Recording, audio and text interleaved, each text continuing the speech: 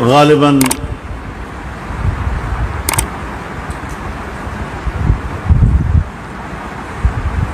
انیس سو اناسی کا تبلیغی اجتماع تھا رائے کا.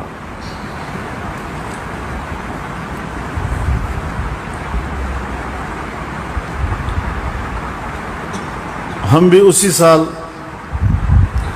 دارالعلوم حقانیہ سے فارغ ہوئے تھے اور قاسم العلوم ملتان میں میں نے تدریس شروع کی تھی، اور ہم تبلیغی اجتماع میں شرکت کے لیے آئے تھے. ہم نے رات وہیں گزاری اور صبح کوئی 8 بجے حضرت والد صاحب رحمہ اللہ، حضرت مولانا عبید اللہ انور صاحب رحمہ اللہ، حضرت مولانا اجمل خان صاحب رحمہ اللہ اور حاجی غلام دستگیر صاحب رحمہ اللہ ایک ہی گاڑی میں تشریف لائے اور حضرت کے حجرے کے ساتھ مسجد کے ہال میں بیٹھ گئے.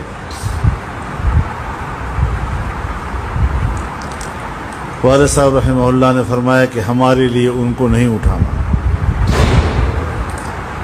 اپنے معمول کے مطابق جس وقت وہ تیار ہو جائیں پھر ہمیں کہنا، تب ہم ملاقات کریں گے. اور کوئی 11 بجے ان کی ملاقات کی نوبت آئی.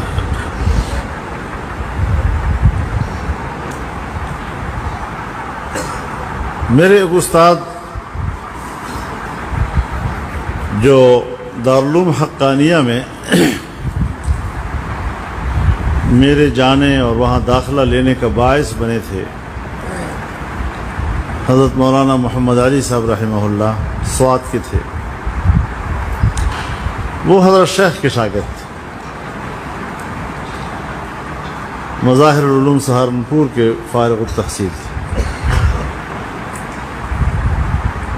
اور ہم نے دور حدیث میں طحاوی شریف اور ترمذی شریف کا کچھ حصہ انہی سے پڑھا تھا. تو جیسے ہم بالواسطہ حضرت شیخ کے شاگرد بھی تھے.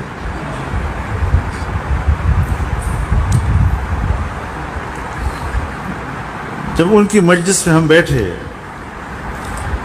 تو مجھے یاد آیا کہ میں نے رات کو خواب دیکھا ہے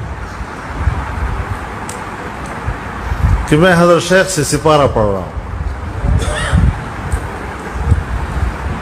اور نیند میں بھی مجھے اس بات کا احساس ہے کہ میں قرآن پڑھا ہوا ہوں لیکن حضرت سے شرف تلمذ حاصل کر رہا ہوں. تو میں نے فوراً حضرت والد صاحب کی خدمت میں عرض کیا کہ میں چونکہ ان کا بالواسطہ شاگرد تو ہوں ہی، تو اگر وہ مجھے سند حدیث عطا فرما دیں اور اس کی اجازت دے دیں. تو حضرت والد صاحب رحمہ اللہ نے ادباً خود کہنے کی بجائے مولانا عبید اللہ انور صاحب سے کہا کہ آپ فرما دیں. تو انہوں نے یہ درخواست ان کی خدمت میں پیش کی. تھوڑی دیر کے بعد مجھے بلایا اور فرمایا کہ حدیث کی کون سی کتاب پڑھاتے ہو؟ میرا تو پہلا سال تھا تدریس کا. تو میں نے کہا حضرت ابھی تک تو نہیں پڑھا رہا، ارادہ ہے انشاءاللہ پڑھاؤں گا. تو ہاتھ میں ہاتھ دیا اور فرمایا تمہیں حدیث پڑھانے کی اجازت ہے، میرے اکابر کی تشریحات کو سامنے رکھتے ہوئے. شرط بھی بڑی سخت لگا دی.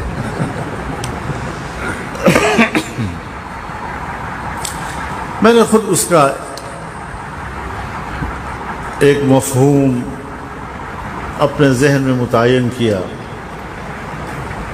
کہ جس طرح قرآن ہم تک پہنچا ہے تو قرآن کی تفسیر بھی سند رکھتی ہے، جس طرح حدیث کا متن سند رکھتا ہے تو حدیث کی تشریح بھی ایک سند رکھتی ہے.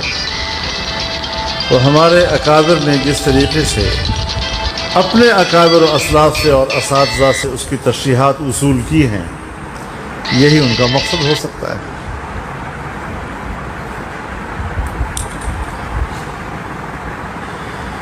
کافی عرصے کے بعد میں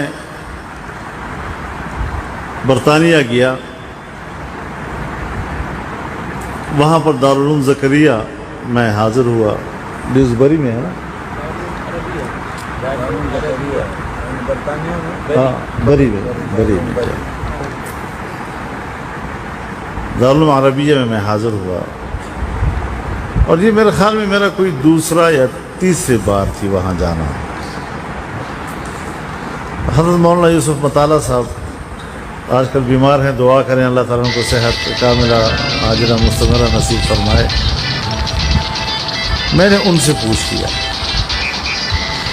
کہ حضرت شیخ نے جب مجھے حدیث کی اجازت دی تو یہ شرط کیوں لگائی؟ تو ان کے آنکھوں میں آنسو آئے اور فرمایا کیوں نہ لگاتے؟ تو انہوں نے عجیب واقعہ سنایا۔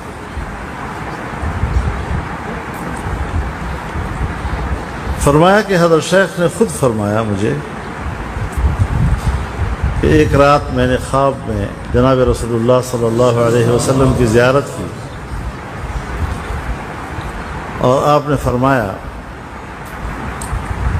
کہ مولوی خلیل احمد نے بذل المجہود میں میرے ایک حدیث کی توجیح کی ہے جو غلط ہے، ان کو بتا دو کہ اس کی توجیح یہ نہیں یہ ہے۔ کہتے میں اٹھا، میں نے فوراً وضو بنایا، اس زمانے میں سہارنپور میں بجلی نہیں تھی، لالٹین جلایا اور لالٹین جلا کر چل پڑا ان کی طرف۔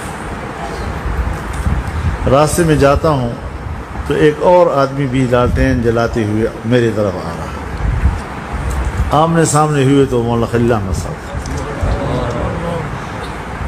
تو مجھے انہوں نے فرمایا کہ کہاں جا رہے ہو؟ میں نے ان کو یہ خواب سنایا، فرمایا مجھے بھی یہی خواب آیا ہے، تو میں آپ کی طرف آ رہا ہوں تاکہ بیٹھ کر اس توجیہ کو ٹھیک کر لیں۔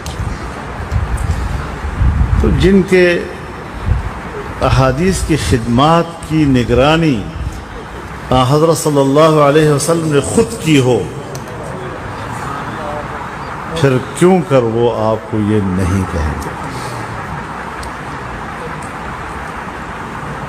اور بذل المجہود کا ایک نسخہ قاسم العلوم ملتان نے بھی چھاپا، مکتبہ قاسمیہ نے، اس پر حضرت مفتی صاحب رحمہ اللہ کے تقریض ہے، تو اس میں انہوں نے یہ الفاظ درج کیے ہیں کہ میں نے سنن ابو داؤد کی تمام شروح کا مطالعہ کیا ہے، بذل المجہود کو اس تمام سے بڑھ کر پایا ہے، اور پھر ان کی یہ رائے اپنے اکابر دیوبند اور اساتذہ دیوبند کے تمام شراح حدیث کے بارے میں تھی۔ تو جناب رسول اللہ صلی اللہ علیہ وسلم تک ہمارا جو سلسلہ ہے علوم کا، احادیث کا، تفاسیر کا، وہ ہمارے انہی اکابر سے گزر کے وہاں جاتا ہے۔